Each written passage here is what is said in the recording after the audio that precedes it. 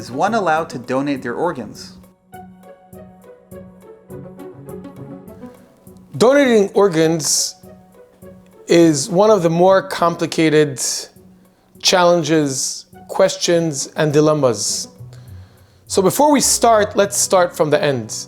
Every single question that has to do with donating organs must be consulted by a Rav, and a Rav that has a background, not just in halacha, but much more a background in this specific field.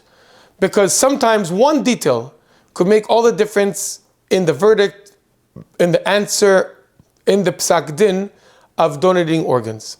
So now, this being said, I'll try to set at least the ruling, the frame, the general rules, and try to work our way, so we should at least understand what to ask the Rav and how to ask the Rav.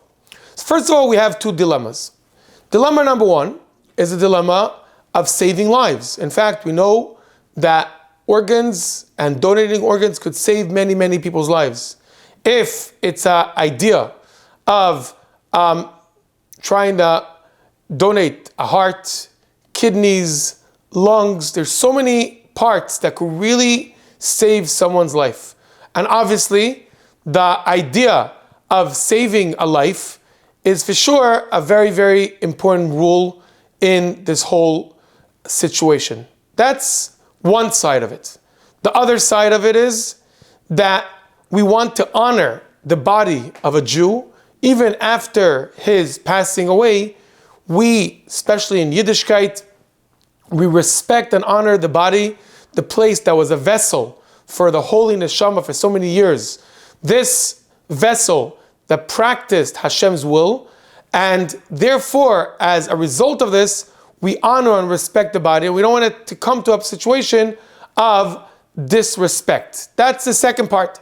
The third part is that a lot of times the donation of organs could only work if the organ is removed from a live body. And here we get into the big dilemma that's spoken about among so many Rabbanim, Poskim, of what is the point that we actually declare someone being alive, or the opposite of life.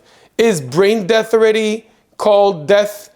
Is just the stopping of the heart called death? And this is a very big dilemma dealt by so many poskim, which sometimes in medical terms this person is not called alive, and therefore the doctors will come and say, yeah, he's not alive, you could remove the organs, and yet halachically this person is called alive. And then by us removing the organs, we are murdering this individual. It could be he's unconscious, it could be he's on a respirator, but if he's called alive, halachically, who are we to kill someone in order to save someone's life? So these are the three things that we have to discuss. The point of, yes, we want to save lives, yet we want to do it in a respectful way for the body. And three, we do not want to murder in order to cause this great donation, but yet, chas v'shalom, having the opposite of life.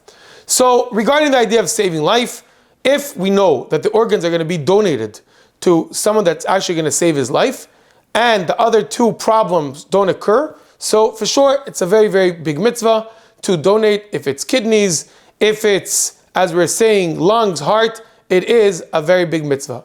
It's very important that the donation should go immediately to the one that's being donated to. In other words, it doesn't go for research, and it doesn't go to some kind of a bank that has different types of skin banks.